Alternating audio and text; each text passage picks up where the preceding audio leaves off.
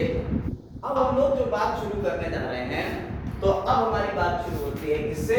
Cytoskeleton से। अब हमारी बात किससे शुरू हो रही है?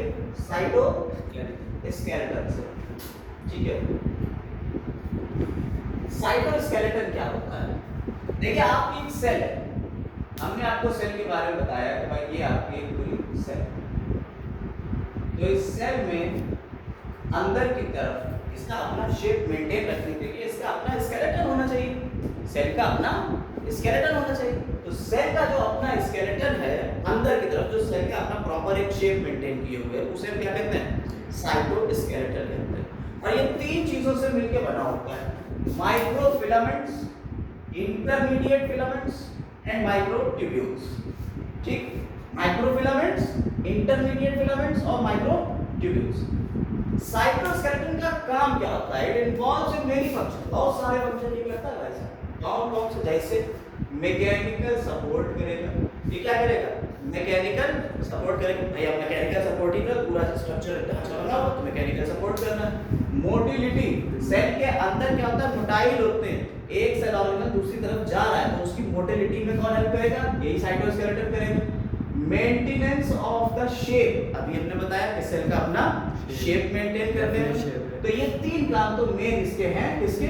साइटोस्केलेटन के। क्लियर? अब ये चीजें जो बनी हुई हैं तीन, किससे बना? माइक्रोफिलामेंट्स, इंटरमीडिएट फिलामेंट्स और माइक्रोट्यूब्यूल्स से। माइक्रोफिलामेंट्स क्या होते हैं? ये ultra microscopic long narrow cylindrical rods या प्रोटीन फिलामेंट्स। सिलेंड्रिकल गोल गोल से रॉड्स हो सकती हैं या प्रोटीन फिलामेंट्स। ठीक, इनके बने किस चीज के होते हैं? ये किस में पाए जाएंगे? यूकैरियोटिक प्लांट और एनिमल सेल में। प्रोकैरियोट में नहीं मिल रहा है बेटा, कहां मिलता है? यूकैरियोटिक प्लांट और एनिमल सेल में। किसके बने होते हैं? एक्टिन प्रोटीन के बने होते हैं। कौन सा प्रोटीन है? मसल्स में भी ये मिलेगा एक्टिन प्रोटीन। जब मसल के बारे में बताएंगे तब कहां बताएंगे? एक फिलहाल इसमें ये एक्टिन प्रोटीन के बने हुए हैं। और इनकी चौड़ाई कितनी होती है? थिकनेस है 6 to 8 नैनोमीटर। क्लियर? कोई दिक्कत इसमें? माइक्रोफिलामेंट्स में नहीं, मसल में भी देखने को मिलेंगे। इंटरमीडिएट फिलामेंट्स क्या होते हैं? They are nearly solid unbranched. कैसे हैं? सॉलिड है और अनब्रांच्ड फिलामेंट्स। कितने नैनोमीटर की इनकी लंबाई है? 10 नैनोमीटर की इसकी थिकनेस है। ठीक है, और ये वैरायटी ऑफ प्रोटीन्स के बने होते हैं। जैसे यहाँ से सिर्फ ये एक्टिन के बने हुए थे, लेकिन इसमें अलग टाइप के प्रोटीन बने होते हैं और ये ऑफन फॉर्म अ नेटवर्क। और ये पूरा सारे प्रोटीन्स मिलकर क्या बना रहे हैं? एक नेटवर्क बना रहे हैं। क्लियर? ये चार तरीके से मिल सकते हैं। चार तरीके के हो सकते हैं। There are 4 types. Keratin filaments, ये आपको स्किन में देखने को मिलेंगे। केराटिन फिलामेंट्स ये है क्या? असल में इंटरमीडिएट फिलामेंट ही है। हम स्किन में क्या करें? Keratin filament. न्यूरोफिलामेंट, न्यूरो का मतलब ही आप जान रहे हो न्यूरॉन्स से। न्यूरॉन्स जो होते हैं उसमें एक्सॉन और साइटोन होता है, तो एक्सॉन और साइटोन में देखने को मिलेंगे neurofilaments. Glial filaments, glial filaments जो होते हैं ये एस्ट्रोसाइट्स में होते हैं। अभी हम आपको बताएंगे सेंट्रोसोम। सेंट्रोसोम में एस्ट्रल रेज होती है और वो एस्ट्रोसाइट्स की बने, तो वहां एस्ट्रोसाइट्स में ग्लियल फिलामेंट्स मिलेंगे आपको। इसके अलावा हेटेरोजीनस फिलामेंट्स होते हैं, ये आपको मसल्स में देखने को मिलते हैं, इंटरमीडिएट फिलामेंट्स में। समझ में आएगा? चलिए, ये चार तरीके के हो गए, समझ में आए?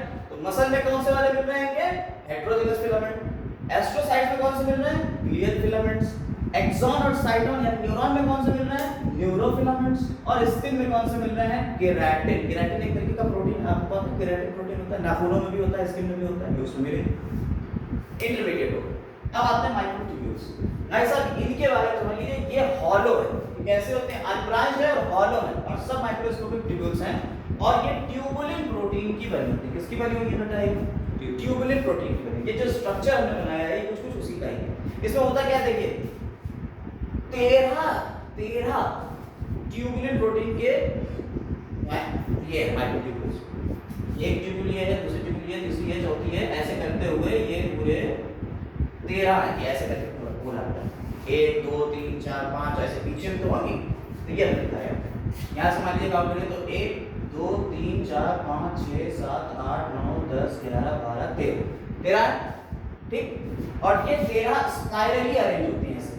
और इसमें दो तरीके की ट्यूबुलिन प्रोटीन है, अल्फा और बीटा। तो ईजीएफ वाला फीचर है टोबैको वायरस की तरह। टोबैको वायरस की तरह, हाँ, जैसे आपने कैप्सोमियर्स वगैरह देखे थे वैसे तो नहीं है, लेकिन फिर भी ये हेलिकल होती है, एक दूसरे पे ऐसे लिपटी हुई होगी। ठीक है, 13 ऐसे ही है, 13 के 13 ऐसे ब्रांच, जैसे आपने नहीं जो आजकल इलेक्ट्रिक वाले तार आ रहे हैं, इलेक्ट्रिसिटी के जो तार आते हैं, जो तार पड़ते हैं हम लोगों के बिजली वाले, उनमें क्या होता है, कई तार होता है जो एक दूसरे में ऐसे करके जुड़े, ऐसे ऐठे हुए होते हैं, देखा?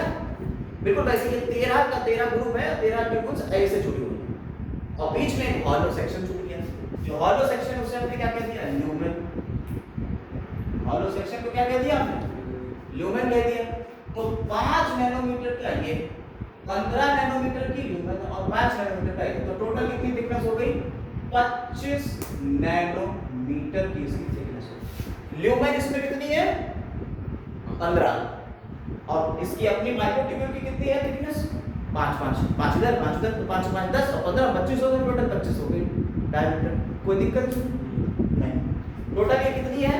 13 है। समझ में आई बात या नहीं? बोलो, कोई दिक्कत इसमें जरा सी भी नहीं?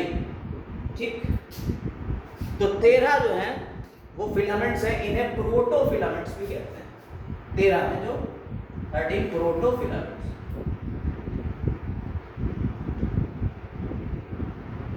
क्लियर? तो ये माइक्रोट्यूब्यूल, तो माइक्रोट्यूब्यूल इंटरमीडिएट फिलामेंट और माइक्रोफिलामेंट से मिलके क्या बने आपके? साइटोस्केलेटन बना, जिसका काम क्या है? जिसका काम है मैकेनिकल सपोर्ट देना, मोटिलिटी देना और शेप मेंटेन करना। सही, कोई दिक्कत जरा सी भी नहीं? पूरा हो गया साइटोस्केलेटन। ठीक, चलिए अब अगला देखिए, आपको सीलिया और फ्लैजिला के बारे में हमने बात करी, याद होगा? प्रोकैरियोटिक सेल में जब बताया था तो सीलिया और फ्लैजिला बताया था कि मोटाई लोकोमोटरी स्ट्रक्चर होते हैं, इनसे मोशन डेवलप होता है। तो सीलिया और फ्लैजिला इनसे लोकोमोशन, सीलिया जो होते हैं वो छोटे छोटे होते हैं, फ्लैजिला बड़े होते हैं। मैंने आपको बताया था बेसल बॉडी होको फिलामेंट। तो फिलामेंट को काट के, फिलामेंट का टीएस काट के यहाँ एक स्ट्रक्चर आपको दिखाया गया है कैसा होता है। इसकी जो कोर है, इसके कोर को कह देते हैं एक्सोनियम। कोर को क्या कहते हैं? एक्सोनियम। बाहर की तरफ इसमें प्लाज्मा मेम्ब्रेन, आपके एनसीईआरटी में देखिए बना हुआ है ये डायग्राम। बाहर की तरफ इसमें प्लाज्मा मेम्ब्रेन, ठीक, और जो प्लाज्मा मेम्ब्रेन है उससे नीचे आपको ये दो पेरिफेरल माइक्रोट्यूब्यूल दिख रहे हैं, माइक्रोट्यूब्यूल दिख रहे हैं। ये डबलेट्स, दो दो के जोड़े, देखिए 1 2 1 2 1 2 1 2, कितने हैं ये टोटल? 9 होते हैं। कितने होते हैं टोटल? 9 डबलेट होते हैं। और ये सेंट्रल माइक्रोट्यूब्यूल है। कौन सी है? Central microtubule. ठीक, ये बीच है सेंट्रल माइक्रोट्यूब्यूल हो गई, सेंट्रल माइक्रोट्यूब्यूल। और ये जो सेंट्रल माइक्रोट्यूब्यूल है ये सिंगलेट है। ये कैसी है? सिंगल। ठीक, तो ऊपर वाली कैसी हो गई? डबलेट। डबलेट कितनी है? 9, और दो कैसी हैं? ये सिंगलेट है। इसीलिए ये 9 + 2 अरेंजमेंट कहलाता है। 9 + 2 अरेंजमेंट कहलाता है यूकैरियोट में। प्रोकैरियोट में 9 + 0 होता है, बताया था। यहाँ बीच में 0 हो जाता है, लिखा भी था फ्लैजिला पे 9 + 0। याद रखिएगा इस चीज को, प्रोकैरियोटिक सेल में हमने ये बताया था। अब ये जो सेंट्रल वाली है ये सेंट्रल शीथ से अलग होती है इनसे, इन डबलेट से सिंगलेट। बीच में क्या है? सेंट्रल शीथ से ये अलग अलग होती, कोई दिक्कत इसमें नहीं। और ये इससे जुड़ी होती है रेडियल स्पोक के थ्रू। देखिए ये जो स्पोक्स हैं ये क्या है? Radial spokes. अरे ऐसे समझिए, ये है, ये सेंट्रल शीथ हो गई, ये डबलेट है, तो ये जो जोड़ने वाला है इसे क्या कहते हैं हमने? रेडियल स्पोक हो गया। समझ में आई बात या नहीं? अब एक डबलेट दूसरी डबलेट से जुड़ी हुई है, देखिए जुड़ी हुई है इंटर डबलेट ब्रिज के थ्रू। ये किससे जुड़ी हुई है? इंटर डबलेट ब्रिज के थ्रू जुड़ी हुई है। ये होता है किसका स्ट्रक्चर? फ्लैजिला का जो फिलामेंट है उसको काट के दिखा दिया गया। लोकोमोशन में यही आपका हेल्प करेगा। हो गया? समझ में आई बात है? और क्या इसमें क्या नहीं था? हमने आपको बताया था फ्लैजिला बेसल बॉडी हुको फिलामेंट से बना होता, तो फिलामेंट का ये स्ट्रक्चर होता। हो गया स्ट्रक्चर, कोई दिक्कत इसमें जरा सी भी नहीं है। लास्ट लाइन देखिए, देखिए इसमें एक पॉइंट और है कि आपने ये फ्लैजिला या सीलिया हो गया, फ्लैजिला या सीलिया जो आपने देखा है, अगर आप इस पे गौर करो क्लेमाइडोमोनास, क्लेमाइडोमोनास याद आया, उसमें यहाँ से निकल रहा था, ये ऐसे निकल रहा था, ये ऐसे निकला और ये ऐसे निकला। तो जिन पॉइंट से ये अराइज होते हैं फ्लैजिला, जिन पॉइंट से ये फ्लैजिला या सिलिया अराइज होते हैं उसे क्या कह देते हैं? Basal body. ये याद रखिए, ये लास्ट टाइम लिखी हुई है इसे एनसीईआरटी में लिखी है, बेसल बॉडी कहते हैं इसे, जिन पॉइंट से ये अराइज होते हैं। ठीक, ब्लीफेरोप्लास्ट भी होता है लेकिन हम इसे बेसल बॉडी याद रखेंगे। हाँ, देखो एनिमल सेल में आपको सेंट्रोसोम भी देखने को मिलता है। ये एनिमल सेल का कैरेक्टरिस्टिक है, ये आपको प्लांट नहीं मिलेगा, ठीक है। और ये सेंट्रियोल्स से बना हुआ है और इसके आसपास सेंट्रोस्फीयर है। जरा से देखिए, एक सेंट्रियोल ऐसे, अभी बताते हैं सेंट्रियोल का भी पूरा स्ट्रक्चर बताएंगे, पहले देख लीजिएगा। ये सेंट्रियोल है, ये एक और सेंट्रियोल, दो सेंट्रियोल होंगे। ये दोनों सेंट्रियोल एक दूसरे से कितने एंगल पे है? 90। सिंपल दिख रहा है, सीधा सीधा 90 डिग्री में। इसके आसपास क्या होगा? साइटोप्लाज्म होगा, वो साइटोप्लाज्म का एरिया जिसमें कोई और सेल ऑर्गेनेल नहीं, जैसे हमने गोल्गी बॉडी में बताया था, याद करिए हमने बताया था गोल्गी बॉडीज में इसके आसपास जो है वो कोई सेल ऑर्गेनेल नहीं होता, तो उस एरिया को क्या कहते हैं? जोन ऑफ एक्सक्लूजन कहते हैं। साइटोप्लाज्म का वो एरिया क्या कहलाता है? जोन ऑफ एक्सक्लूजन कहलाता है। ऐसे ही इसमें भी साइटोप्लाज्म ही है लेकिन उसमें कोई दूसरा सेल ऑर्गेनेल नहीं होता है, तो इस पूरे स्ट्रक्चर को कहते हैं सेंट्रोस्फीयर। क्या कहते हैं? सेंट्रोस्फीयर, सेंट्रोस्फीयर। तो सेंट्रोस्फीयर हो गया और एक सेंट्रियोल ये और दूसरी सेंट्रियोल ये, तो दो सेंट्रियोल हैं। दो सेंट्रियोल मिला के हम क्या कहलाएंगे? डिप्लोसोम। डिप्लोसोम। तो डिप्लोसोम और सेंट्रोस्फीयर को मिला के क्या कहते हैं? सेंट्रोसोम कहते हैं। डिप्लोसोम और सेंट्रोस्फीयर को मिला के क्या कहते हैं? सेंट्रोसोम कहते हैं। और ये एक इंडिविजुअल क्या है? सेंट्रियोल। एक इंडिविजुअल क्या है? सेंट्रियोल। तो दो सेंट्रियोल एक दूसरे पे 90 डिग्री के एंगल पे और इसके आसपास का साइटोप्लाज्म सेंट्रोस्फीयर। तो सेंट्रियोल, दो सेंट्रियोल और साइटोप्लाज्म को मिला के हमने क्या कह दिया? सेंट्रोसोम कह दिया। इसका फंक्शन क्या होता है? ये सेल डिवीजन में हेल्प करता है। इसमें सेल डिवीजन के टाइम पे यहाँ एस्ट्रल स्पिंडल फाइबर्स बनते हैं, एस्ट्रल रेज बनती हैं जो क्या बनाते हैं? स्पिंडल फाइबर्स बनाते हैं। यहाँ से जो निकल रही है रेज लाइक स्ट्रक्चर, अभी हमने बताया था माइक्रोट्यूब्यूल्स में ये बनाएंगे माइक्रोफिलामेंट्स या माइक्रोट्यूब्यूल्स में, तो ये एस्ट्रल रेज है, एस्ट्रल रेज। इस सेल डिवीजन के टाइम पे होता क्या है थोड़ा सा समझा रहे हैं, समझिएगा कैसे ये स्पिंडल फाइबर बना। देखिए सेल डिवीजन तो हमने आपको बताया पहले न्यूक्लियस डिवाइड होता है सेल डिवीजन में, उसके बाद सेल वॉल का फॉर्मेशन होता है। लेकिन न्यूक्लियस डिवाइड होने के टाइम पे होता क्या? देखिए यहाँ पे अब क्योंकि अगला चैप्टर ही सेल डिवीजन है, अगला चैप्टर ही हम पढ़ाने वाले हैं सेल डिवीजन, पूरा पढ़ाएंगे एक एक चीज बताएंगे। लेकिन हाँ कंसेप्ट क्लास परसों से जो भी शुरू होगी उसमें एक न्यूक्लियस, एक क्या है? न्यूक्लियस। इस न्यूक्लियस के अंदर क्रोमैटिन मटेरियल था और यहाँ पे कहीं पे ये एक सेंट्रोसोम, समझे? सेल डिवीजन के टाइम पे जब यहाँ से सेल न्यूक्लियर मेम्ब्रेन खत्म होना शुरू होगी तब ये सेंट्रियोल 1 से 2 में बदल जाएगा। यानी जब डिप्लोसोम 1 है, डिप्लोसोम कितने हो गए? 2।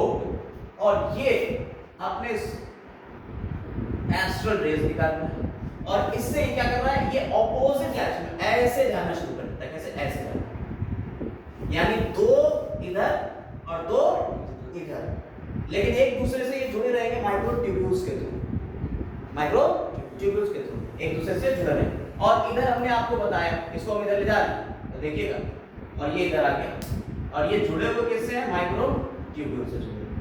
और इधर हमने आपको बताया कि क्रोमैटिन रेटिकुलम सेल डिवीजन के टाइम पे क्या बनाता है? क्रोमोसोम बनाता है। क्रोमैटिन रेटिकुलम किसमें बदल जाएगा? क्रोमोसोम में बदल जाएगा। यहाँ क्या बन गए आपके? क्रोमोसोम बन गए।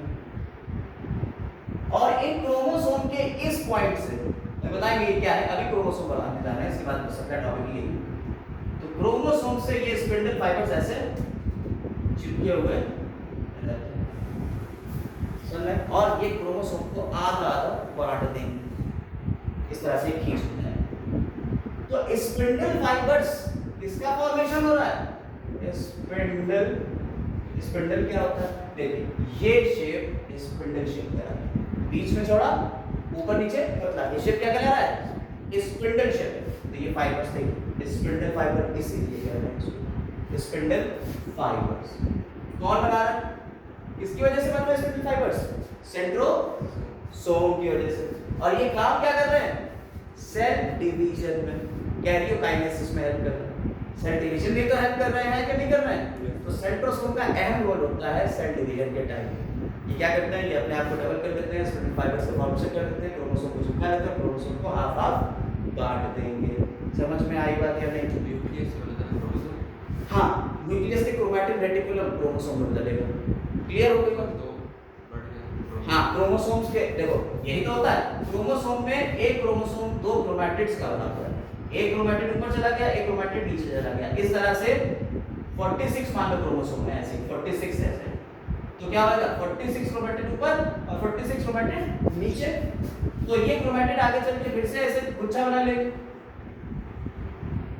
अरे 46 ऊपर हो गए और 46 ही नीचे हो गए।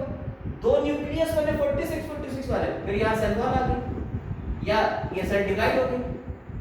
सेल वॉल ना भी बने तो भी सेल डिवाइड होना ही है। दो क्रोमोसोम अब इसको साइटोप्लाज्म को डिवाइड होना था, डिवाइड हो गया। तो दो आइडेंटिकल सेल बन गए, ये भी 46 ये भी 46 और पहले वाली में भी तो 46 ही थे। माइटोसिस यही तो होती है, आइडेंटिकल सेल डिवीजन। याद आया? गॉजी बॉडी, हाँ वो तो सेल प्लेट फॉर्मेशन है, लेकिन यहाँ एनिमल सेल में होता है बेटा। ये एनिमल सेल में है, एनिमल सेल में सेल वॉल नहीं बनेगी। वहाँ कैसे होता है ये काम? वहाँ ये काम ऐसे होता है। अभी हमने आपको जो बताया था कि सेल प्लेट बन जाती है पिछले क्लास में, यहाँ ये काम ऐसे होता है। ये मेम्ब्रेन ऐसे अंदर की तरफ धसती और धस के ये क्या करती है? ऐसे। कोई सेल वॉल बनी नहीं। अगर सेल वॉल नहीं बनी, एनिमल सेल में तो सेल वॉल वैसे भी नहीं होती, तो कोई जरूरत भी नहीं।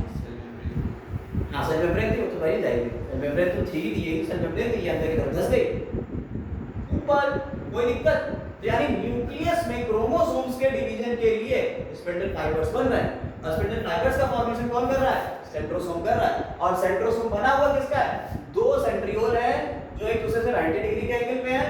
आसपास का साइटोप्लाज्म है जिसे सेंट्रोस्फेयर बोल रहे हैं, और इससे निकलने वाली एस्ट्रल रेज है जो स्पिंडल फाइबर्स का फॉर्मेशन करेंगी आगे चल के। बोलो कोई दिक्कत? ऐसे स्पिंडल फाइबर जो एस्ट्रल रेज से बन रहे हैं उन्हें कहते हैं एस्ट्रल स्पिंडल फाइबर्स।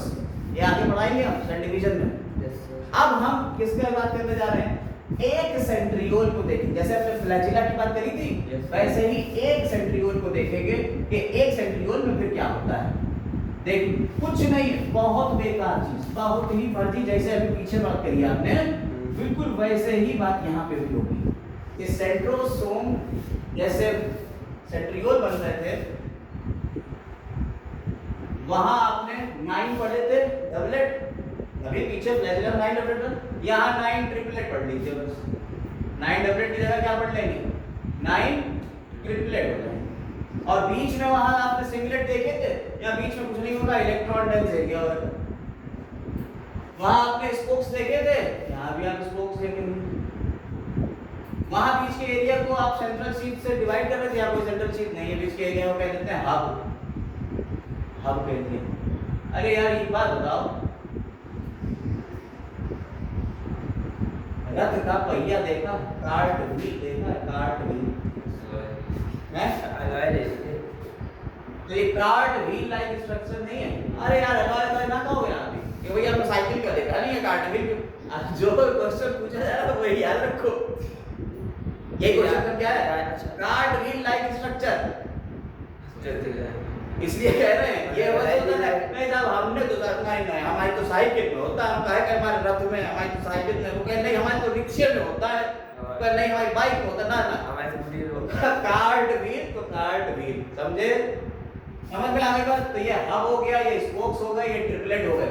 इन ट्रिपलेट को भी ए बी सी नाम दे देते हैं। और ये कुछ एक ऐसे जुड़े होते हैं, एक दूसरे से ऐसे जुड़े होते हैं, यानी ए से सी, ए से सी, ए से सी ऐसे जुड़े हुए।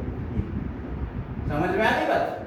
चलो कोई दिक्कत इसमें है? फर्जी था ये, हो गया। अरे और क्या यार, देख तो न्यूक्लियस के बारे में अगर हम बात करें, अब अगला टॉपिक जो हमारा न्यूक्लियस है, इसके बारे में बात करें तो न्यूक्लियस जो होता है, इसकी डिस्कवरी किसने करी थी, हम आपको पहले ही लेक्चर में बता चुके हैं, रॉबर्ट ब्राउन ने करी थी 1831 में। और फिर फ्लेमिंग साहब ने इसे एक बेसिक डाई से स्टेन करा न्यूक्लियस को, तो उसके अंदर स्टेन करके एक कलरफुल मटेरियल निकला, उसे क्रोमैटिन, क्रोमा मतलब कलर होता है, इसलिए उसका नाम क्या कहते हैं, क्रोमैटिन कहते हैं। ठीक, ये 2 पॉइंट पहले तो ये याद रखने पड़े। अब स्ट्रक्चर के ऊपर आते हैं कि स्ट्रक्चर कैसे होता है। न्यूक्लियस का अगर आप स्ट्रक्चर देखें तो ये सर्कुलर है, ठीक है, और इसमें double membranous structure, 2 membrane. 2 membrane कौन कौन सी हैं, जरा देखिए, आउटर और इनर मेम्ब्रेन हो गई। ये दोनों मेम्ब्रेन एक दूसरे से, ये माइक्रोस्कोपिक है। हाँ, माइक्रोस्कोपिक स्ट्रक्चर है, अल्ट्रा माइक्रोस्कोपिक। बेसिकली प्रिंट है ना एनसीईआरटी। हाँ हाँ हाँ, एनसीईआरटी वाली।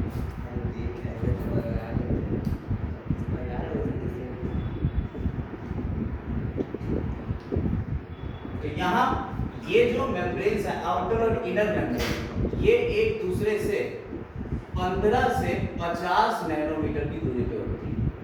और आपको बताया था हमने जब एंडोप्लाज्मिक रेटिकुलम बता रहे थे, तो इसकी आउटर मेम्ब्रेन के साथ में ही कंटिन्यूएशन में कौन रहती है, एंडोप्लाज्मिक रेटिकुलम बताया था हमने आपको, वो इसके साथ में कंटिन्यूएशन में आपको दिखेगी। अच्छा सर, जो इसमें ये ऊपर लेयर है एंडोप्लाज्मिक रेटिकुलम है।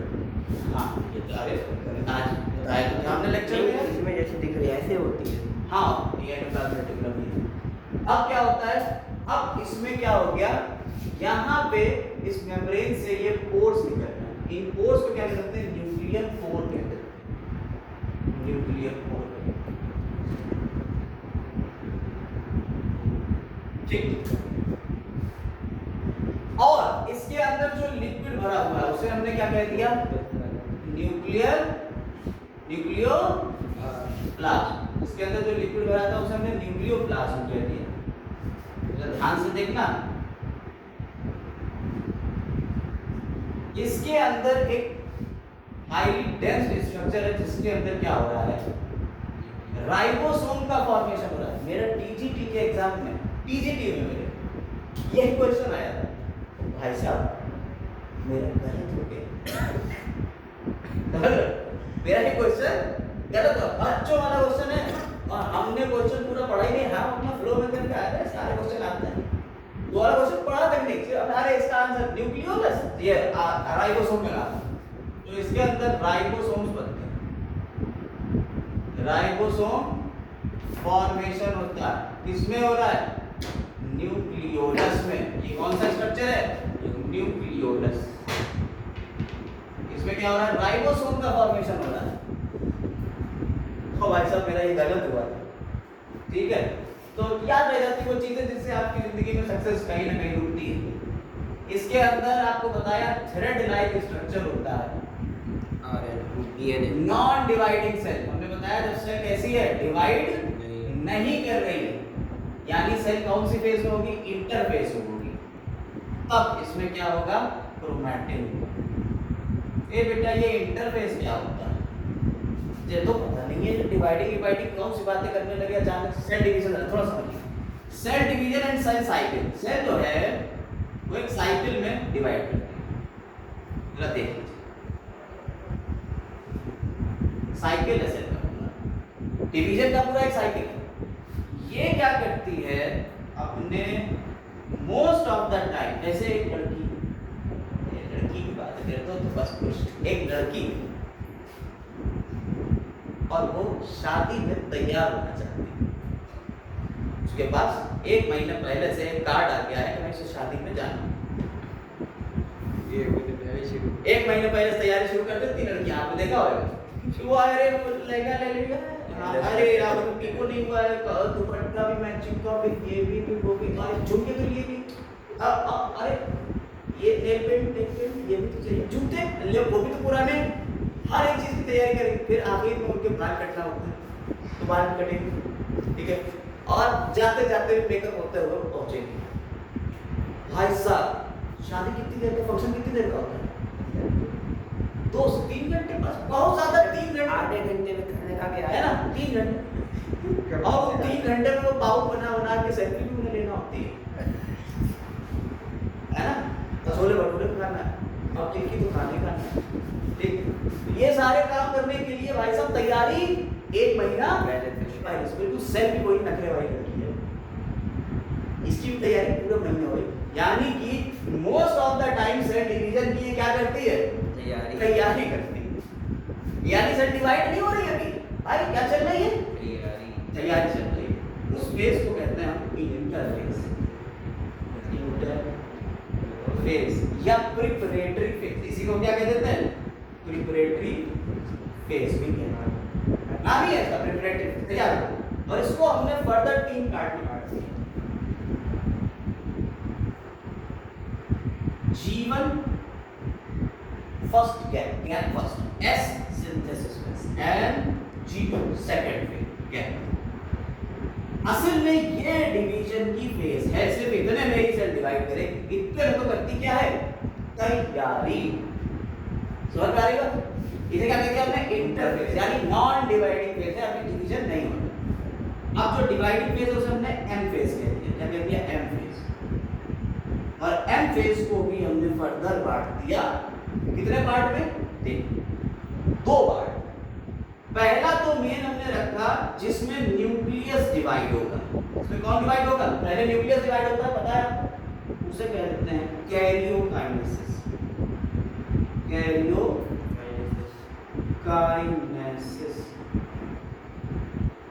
ठीक। और दूसरे में साइटोप्लाज्म डिवाइड हो रहा है, आपको पता है, या तो सेल प्लेट बन जाए बीच में सेल वॉल बन जाए, या सेल ऐसे करके डिवाइड हो, cytoplasm divide, cytoplasm kinesis, division. अब कैरियोकाइनेसिस को भी फर्दर सब फेजेस होता है, ऑन कौन से, प्रोफेज, मेटाफेज, एनाफेज और टेलोफेज। प्रोफेज, मेटाफेज, एनाफेज और टेलोफेज। कोई दिक्कत नहीं।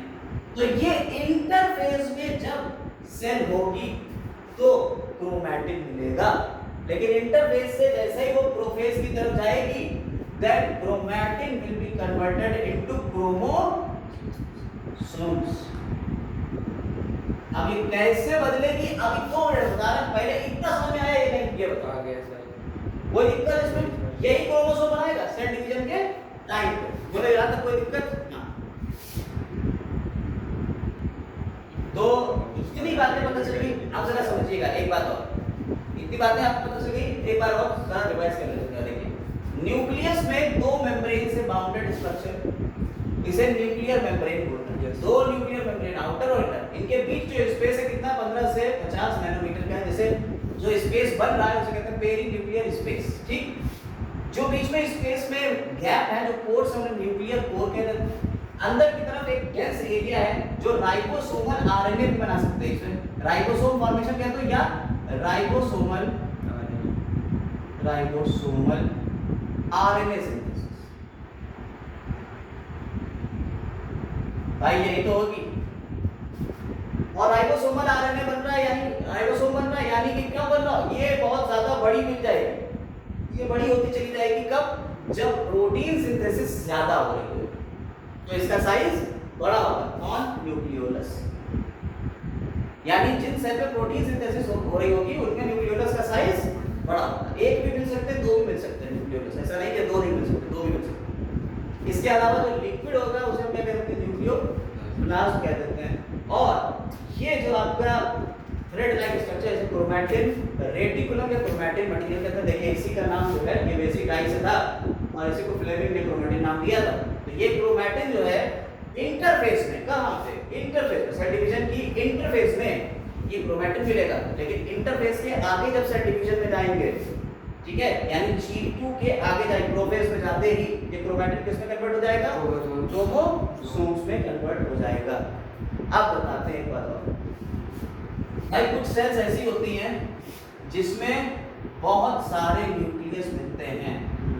बताओ उनका नाम क्या होता है, कहाँ मिलती है, बताया था। हाइफी सिनोसिटिक मिलती है, याद आया? सिनोसिटिक हाइफी याद आया कहीं? फंगस सिनोसिटिक हाइफी, फंगस में हाइफी को बांट दिया गया था। एसेप्टेट अगर होगी तो सिनोसिटिक हाइफी कहलाती है। मल्टी न्यूक्लिएट कंडीशन फंगस में सिनोसिटिक कहलाती है, याद आया? और अगर यही चीज एनिमल में मिल जाए तो वहां सिनोसिटिक नहीं सिनसाइटियल कहते हैं, वहां सिनसाइटियल कंडीशन कहते हैं, ठीक है? सिनसाइटियल कंडीशन, और ये सिनोसिटिक, ठीक? कोई दिक्कत? तो ये सिनोसिटिक हाइफी हो गई और सिनसाइटियल कंडीशन एनिमल में, प्लांट में सिनोसिटिक। मल्टी न्यूक्लिएट कंडीशन को ये कहते हैं कि मल्टी न्यूक्लिएट कंडीशन, यानी अगर ढेर सारे न्यूक्लियस मिले किसी एक सेल के अंदर तो मल्टी न्यूक्लिएट कंडीशन है। अगर वो प्लांट सेल है तो इस कंडीशन क्या कहते हैं? सिनोसिटिक। और अगर एनिमल सेल है तो उसे क्या कहते हैं? सिनसाइटियल। कोई दिक्कत नहीं, समझ में आ गया? न्यूक्लियस से रिलेटेड सारी बातें हो गई कि डिस्कवरी किसने करी, कब करी, क्या उसने नाम दिया, कैसे नाम दिया। अब हम लोग इस क्रोमैटिन रेटिकुलम से क्रोमोसोम बनाएंगे, ठीक है? एक मिनट से चलो chromosome, chromosome, chroma means colour, soma means body, यानी कलर बॉडी, जो रंग जिसके ऊपर आ जाए, स्टेन हो जाए, जो कलरफुल हो जाए, तो क्रोमोसोम है। आपके पास सेल डिवीजन हो रहा है, इंटरफेज से आगे निकल गया, प्रोफेज, मेटाफेज, एनाफेज, टेलोफेज की तरफ बढ़ना है। प्रोफेज में देखिए अलग-अलग स्टेज पे क्रोमोसोम के अलग-अलग शेप एंड साइज देखने को मिलते हैं। यानी किसी ने क्रोमोसोम को काट कर, क्रोमोसोम तो ऐसा होता है, बुक में हमने देखा सर कि मान लो क्रोमोसोम, हमने तो बुक में देखा, अब नहीं सर हमने दूसरी बुक में देखा क्रोमोसोम ऐसा होता है।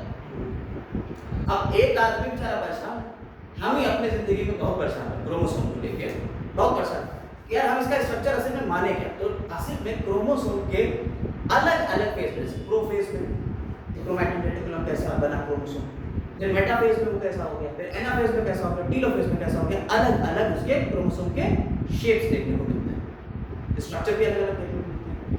गेस्ट स्टडी अगर आपको क्रोमोसोम की करना है तो मेटाफेज स्टेज में जाके करिए।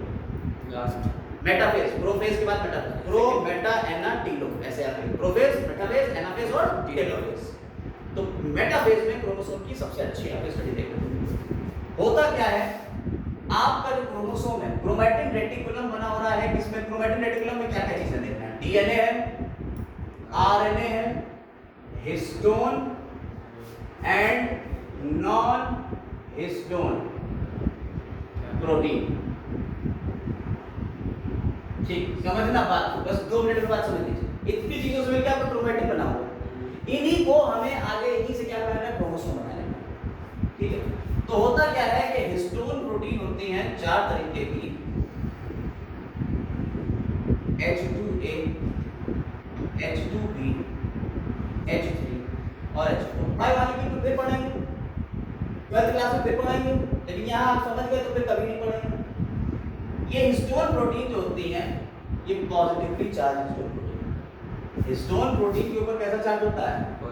पॉजिटिव चार्ज होता है, due to 2 amino acid, arginine और लाइसिन, आर्जिनिन एंड लाइसिन, ये 2 अमीनो एसिड है जिसकी वजह से कैसा होता है? पॉजिटिव चार्ज होता है, basic amino acid positive charge, ठीक? और इसकी वजह, और डीएनए के ऊपर कैसा होता है? नेगेटिव चार्ज होता है बेटा, हिस्टोन के ऊपर पॉजिटिव चार्ज, डीएनए के ऊपर नेगेटिव। तो पॉजिटिव चार्ज अगर यहाँ है और डीएनए नेगेटिवली चार्ज है तो क्या होगा? उससे चिपक जाएगा, पॉजिटिव नेगेटिव चिपक सकते हैं, चिपक जाएगा। और ये यहाँ पे 1 टर्न लेगा, 2 टर्न लेगा, 1/3/4, यानी 1.25 टर्न, 1.75 टर्न, और ये एक स्ट्रक्चर बना देता है। इस स्ट्रक्चर कहते हैं न्यूक्लियोसोम, न्यूक्लियोसोम है। डीएनए से बच पड़ा, कंटेंस हो रहा है डीएनए। अब भाई अगर आप हम तो बताएं कि आपकी सेल जो है वो मान लो 10 नैनोमीटर की है या 10 माइक्रोमीटर, इतनी बड़ी सेल 10 माइक्रोमीटर, उस सेल को तोड़ते हो पता क्या होता है? 2 मीटर लंबा क्रोमोसोम निकलता है, 2 मीटर लंबा डीएनए। इतनी सी सेल में इतना बड़ा डीएनए, 2 मीटर लंबा डीएनए कैसे समाया? बहुत छोटा ये ऐसे समाया जैसे चरखी के ऊपर मंजा चढ़ाते हो, लपेट देते हो, बिल्कुल वैसे हिस्टोन प्रोटीन के ऊपर देखो डीएनए लपेट गया, समझे?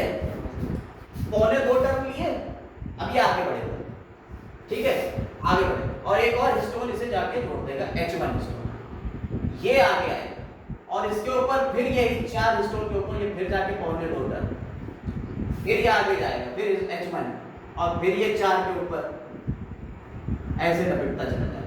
तो ये लपेटता चला जा रहा है, कंडेंस होता चला जा रहा है। इस तरह से डीएनए जो है वो कंडेंस होते होते होते होते होते होते एक बहुत हाईली कंडेंस स्ट्रक्चर बना देता है, जिसे हम क्या कह सकते हैं? क्रोमोसोम। एनसीईआरटी में जो क्रोमोसोम बना हुआ है देखा, ये हाईली कंडेंस स्ट्रक्चर देखिए। इसमें ऐसा लग रहा है कि अंदर बहुत सारे गुच्छे होंगे, है ना? ऐसा लग रहा है कि इसमें बहुत सारे गुच्छे होंगे, एनसीईआरटी में बना हुआ है। बस यही 2 क्रोमैटिन बन गए, 2 बन गए क्रोमैटिन। सिस्टर क्रोमैटिन या क्रोमैटिन थ्रेड्स के ऊपर, और ये दोनों एक पॉइंट के ऊपर एक जंक्शन पे जुड़े रहते हैं, इसे क्या कहते हैं? सेंट्रोमियर।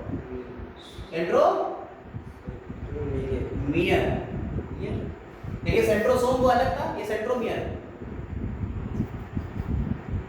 ठीक है। और सेंट्रोमियर से प्रोटीन्स के प्लेट होती है, 2 प्रोटीन की प्लेट्स, ये क्या कहला रही है? काइनेटोकोर, काइनेटोकोर है, देखो ये दिया हुआ है, ठीक है, काइनेटोकोर कहला रही है, ठीक। तो 2 सिस्टर क्रोमैटिन हो गए और ये सेंट्रोमियर हो गए। अब अगर ये तो आपको ही दिखा देंगे, अब अलग अलग स्टेज पे अलग अलग क्रोमोसोम देखने को मिलते हैं, तो अब हम इसका एक क्रोमोसोम का स्ट्रक्चर और बना के दिखाएंगे, ठीक। जरा देखिए, एक क्रोमोसोम का स्ट्रक्चर और बना के दिखा रहे हैं, जरा एक बार से देखिए।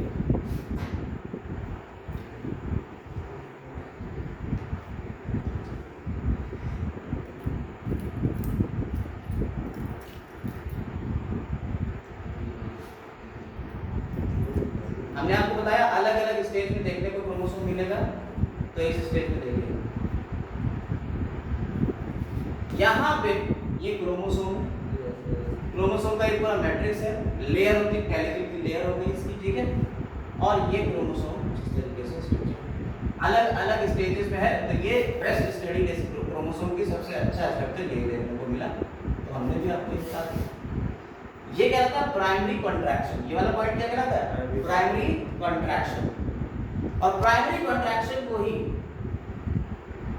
प्राइमरी कॉन्ट्रैक्शन को ही हम इधर सेंट्रोमियर कह रहे हैं। क्या कह रहे हैं? सेंट्रोमियर कह रहे हैं, यही तो है ना?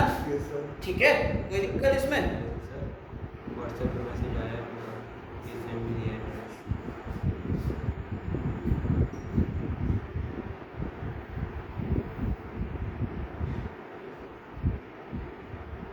ठीक,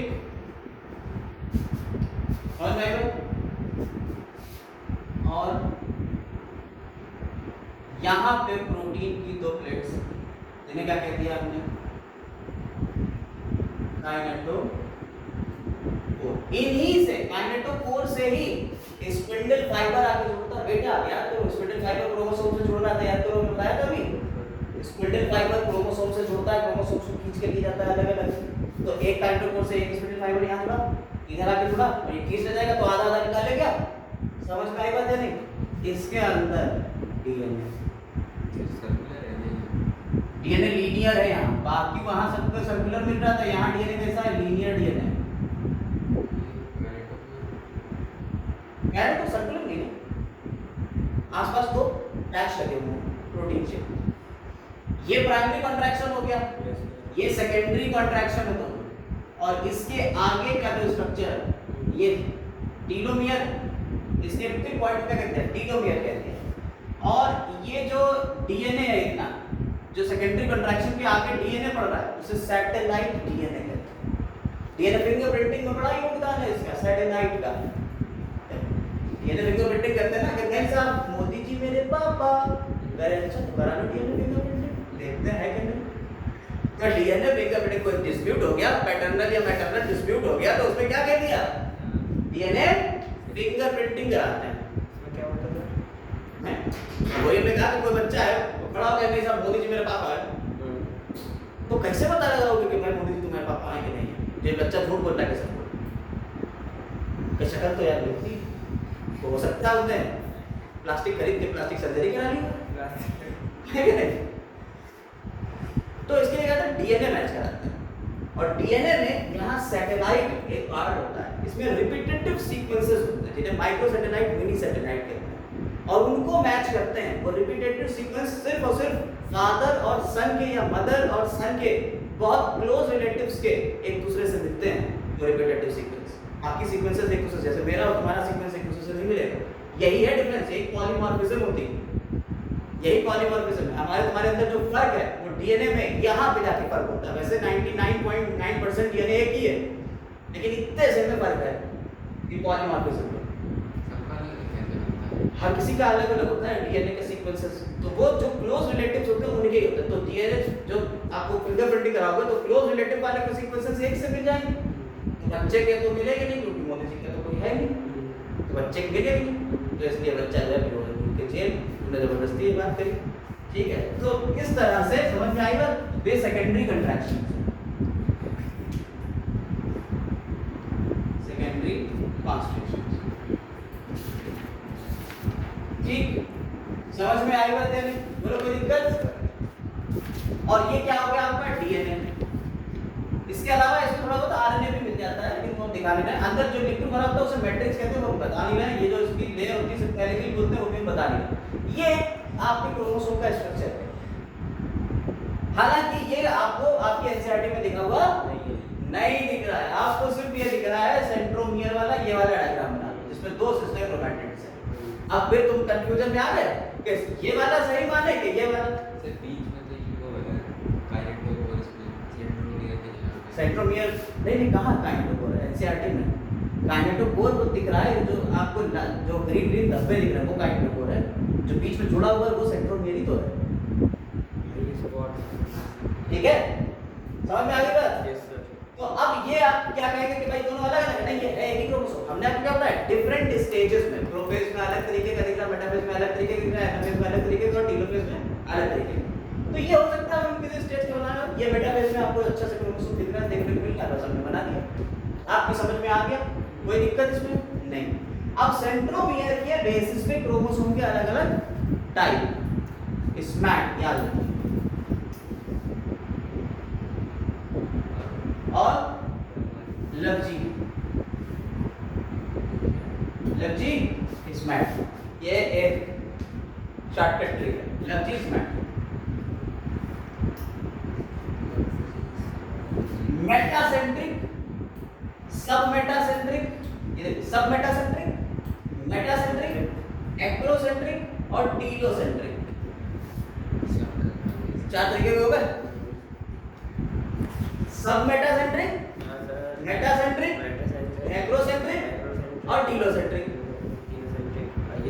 आगे और इनके शेप कैसे होते हैं? ये एल शेप होगा, ये वी शेप होगा, ये जे शेप होगा और ये आई शेप होगा। लवजी, ये भैया शेप पूछे जा चुके हैं। लवजी स्मैट है, तो इतना तो सिंपल है, पढ़ाई का बहुत टफ है, हो गया। अब ये क्या क्या होते हैं, सब metacentric, metacentric, acrocentric, telocentric, centromere के बेसिस पे नाम रख दिए गए। अगर सेंट्रोमियर बिल्कुल बीचों बीच में है तो कैसा होगा, मेटासेंट्रिक। समझ में आई? थोड़ा सा ऊपर हो गया सब। अच्छा इसको देखो, मेटासेंट्रिक है तो जब से काटोगे तो वी शेप आ जाएगा यार, ये इसको खींच लो, इसे वी शेप बना, मेटासेंट्रिक शेप। अरे यार ठीक है, ऐसे ही सब मेटासेंट्रिक हो गया, थोड़ा सा ऊपर आ गया तो ये इधर से नीचे गिरे तो कभी आयन शेप हो गया, सब मेटासेंट्रिक। एक्रोसेंट्रिक बिल्कुल ऊपर, और टीलोसेंट्रिक बिल्कुल नहीं समझ। आई है, नहीं समझे बेटा? आगे ऐसे समझते कोई दिक्कत नहीं सर। कोई दिक्कत इसमें नहीं है। क्रोमोसोम का काम खत्म हुआ, हो गया क्रोमोसोम खत्म, ठीक। तुम्हारे अंदर कितने क्रोमोसोम होते हैं? अच्छा एक बार इसमें एक दो नीट में क्वेश्चन आया था, एक सेकंड। अगर यहाँ सब मेटासेंट्रिक है, सब मेटासेंट्रिक है, मेटासेंट्रिक नहीं सब मेटासेंट्रिक, मेटासेंट्रिक का मतलब बिल्कुल बीचों बीच में, सब मेटासेंट्रिक यानी बीच से थोड़ा सा ऊपर या नीचे, तो एक क्रोमोसोम की शॉर्ट आर्म है और क्रोमोसोम की दूसरी वाली लॉन्ग आर्म। नीट का क्वेश्चन है 2019 का। शॉर्ट आर्म को कहते हैं पी आर और लॉन्ग आर्म को कहते हैं क्यू आर। ये याद रखना। तो पी आर और क्यू आर के ऊपर क्वेश्चन आ गया, भाई साहब कहते हैं एनसीईआरटी से नहीं आता, एनसीईआरटी से आता और पी और क्यू कहीं लिखना हुआ दिखा दे एनसीईआरटी नहीं। और ये स्पेशल पता कैसे लगेगा? जितना पढ़ा लो उतना पढ़ो, इसके इधर से उधर आ जाए ना बदल देना, ठीक है? ये एक्सपीरियंस से ही पता लगता है कि भाई हाँ यहाँ तक अप्रोच है नीट की, जिसके ऊपर ठीक। हाँ बस देखो, अब माइक्रो बॉडीज की बात करते हैं। माइक्रो बॉडीज पहले बताते रहे, एनसीईआरटी में तो ज्यादा दिया नहीं है। माइक्रो बॉडीज जो होती हैं ये छोटी छोटी बॉडीज हैं जो सिंगल मेम्ब्रेन बाउंड स्ट्रक्चर। कैसी है? Single membrane. इसके अलावा कोई थी? हाँ सर। कौन था? लाइसोसोम बताया था हमने। सिंगल मेम्ब्रेन बाउंड स्ट्रक्चर वो भी था, ये भी दोनों single membrane bound structure. Peroxisome plant और एनिमल दोनों मिल जाएगा, ये प्लांट में भी मिलेगी और एनिमल में भी मिलेगी, और ये सिर्फ और सिर्फ प्लांट्स में देखने को मिलती है। ग्लाइऑक्सिसोम कहलाती है। अपना काम खत्म करने के बाद ऐसा कहा जाता है, हमें तो नहीं पता, ऐसा कहा जाता है, कई साइंटिस्ट ने ऐसा भी देखा है कि ग्लाइऑक्सिसोम जो है इसमें बदल जाते हैं, पेरोक्सिसोम में बदल जाते हैं। लेकिन आपको इतना ध्यान देने की जरूरत नहीं, इतना समझिए पेरोक्सिसोम ग्लाइऑक्सिसोम करती है। पेरोक्सिसोम के अंदर कुछ एंजाइम होते हैं जो पेरोक्साइड बायोसिंथेसिस में हेल्प करते हैं। और पेरोक्सिसोम बेसिकली आपको अगर बात करी जाए तो प्लांट्स में फोटो रेस्पिरेशन जो होता है ना, फोटो रेस्पिरेशन, ये फोटो रेस्पिरेशन एक वेस्टफुल प्रोसेस है, ये प्लांट्स में होता है, वेस्टफुल प्रोसेस है। इससे बचने C3 प्लांट्स में होता है। इससे बचने के लिए एक नए तरीके के प्लांट्स है C4 प्लांट्स, फोटोसिंथेसिस में बनाएंगे फोटो रेस्पिरेशन। इसमें क्या होता है? पहले क्लोरोप्लास्ट आता है, फिर पेरोक्सिसोम आता है, फिर माइटोकॉन्ड्रिया आता है। तो पेरोक्सिसोम जो है फोटो रेस्पिरेशन में पार्ट लेता है और फोटो रेस्पिरेशन के लिए ये पॉइंट याद रखना है, कभी फोटो रेस्पिरेशन है तो सीक्वेंस बहुत पूछते हैं, पहले क्लोरोप्लास्ट, फिर पेरोक्सिसोम, फिर माइटोकॉन्ड्रिया। ये याद रखिएगा, माइटोकॉन्ड्रिया ऐसे सीक्वेंस आता है कि किस से किस में चलता चला जा रहा है ये रिएक्शन। तो क्लोरोप्लास्ट, पेरोक्सिसोम और माइटोकॉन्ड्रिया ऐसे चलता है, और ये पेरोक्सिसोम हेल्प करता है फोटो रेस्पिरेशन, ठीक, प्लांट्स में। उसके अलावा ये किडनी और लिवर में बहुत ज्यादा मिलते हैं। देखा गया कि इनमें कुछ ऐसे एंजाइम भी होते हैं जो डिटॉक्सिफिकेशन करते हैं। पीते हो जब अल्कोहल, तो 25% अल्कोहल का डिटॉक्सिफिकेशन लिवर में यही कर रहे होते हैं, डिटॉक्सिफाई करते हैं। टॉक्सिक सब्सटेंस है, अब अल्कोहल पी रहे हो तो नुकसान ही होगा, तो उसे डिटॉक्सिफाई कौन कर रहा है बेटा? ये करेगा 25%। They contain oxidative enzyme, कुछ ऑक्सीडेटिव एंजाइम भी होते हैं जैसे urate oxidase, beta hydroxy acid oxidase, ठीक है। और इन एंजाइम्स के थ्रू जो पेरोक्साइड बायोसिंथेसिस है, ऑक्सीजन को इवॉल्व करके ये क्या बनाते हैं? हाइड्रोजन पेरोक्साइड बनाते हैं, और हाइड्रोजन पेरोक्साइड को ये तुरंत तोड़ देते हैं कैटालेज एंजाइम से। ऑक्सीजन को ये ऑक्सीजन और हाइड्रोजन ये तो वाटर मॉलिक्यूल में निकालते हैं, ठीक है, हाइड्रोजन पेरोक्साइड। तो इस तरह से ये डिटॉक्सिफाई करते हैं। पेरोक्साइड H2O2 होता है तो तुम्हारे नुकसान दे, तुम्हारी बॉडी में जब पेरोक्साइड बनेगा तो उसको डिटॉक्सिफाई कौन करेगा? कैटालेज एंजाइम करेगा। वो किसमें मिलेगा? पेरोक्सिसोम में ही तो मिलेगा। समझ में आई बात या नहीं? तो पेरोक्सिसोम का काम तो आपको समझ में आ गया। अब आते हैं ग्लाइऑक्सिसोम। ग्लाइऑक्सिसोम वहां मिलते हैं जहां oil containing seed, oil containing seed या ऑयल स्टोरिंग सीड, कैस्टर, मूंगफली, इनमें क्या होता है? ये फैट को कार्बोहाइड्रेट में बदल देते हैं। उल्टा फैट से क्या बनाते हैं? कार्बोहाइड्रेट। उस साइकिल कहते हैं ग्लाइऑक्सिलेट साइकिल। उस साइकिल के थ्रू ये फैट से क्या बनाते हैं? कार्बोहाइड्रेट बना देते हैं। ग्लाइऑक्सिलेट साइकिल कहलाता है। और ये किसमें मिलेगा? ग्लाइऑक्सिसोम में देखने को मिलेगा। तो होता क्या है, पहले बीटा ऑक्सीडेशन होता है फैटी एसिड्स का, एक तरीके का ऑक्सीडेशन है बीटा ऑक्सीडेशन, जो आपके सिलेबस में नहीं है। अल्फा बीटा ओमेगा 3 तरीके का फैट का ऑक्सीडेशन होता है, नेट वगैरह में पढ़ते हैं। तो जो बीटा ऑक्सीडेशन हुआ उससे बना एसिटिक कोएंजाइम ए, और एसिटिक कोएंजाइम ए से आगे ग्लाइऑक्सिलेट साइकिल में एंटर करके बना देगा कार्बोहाइड्रेट। तो याद रखिएगा जिसमें ग्लाइऑक्सिलेट साइकिल चलता है, तो ये सिर्फ और सिर्फ प्लांट में ही तो चल रहा है यार, और वो भी ऑयल कंटेनिंग सीड्स में मिलता है और कहीं नहीं मिलेगा। ये याद रखना बात, ऑयल कंटेनिंग सीड्स में मिलता है। तो ये हो गया आपका ग्लाइऑक्सिसोम और ये हो गया पेरोक्सिसोम, ये हो गया माइक्रोबॉडीज खत्म। इस तरह से आपका पूरा का पूरा सेल चैप्टर खत्म हो गया, हेडिंग टू हेडिंग सारा चैप्टर हमने पूरा निपटा दिया। ठीक।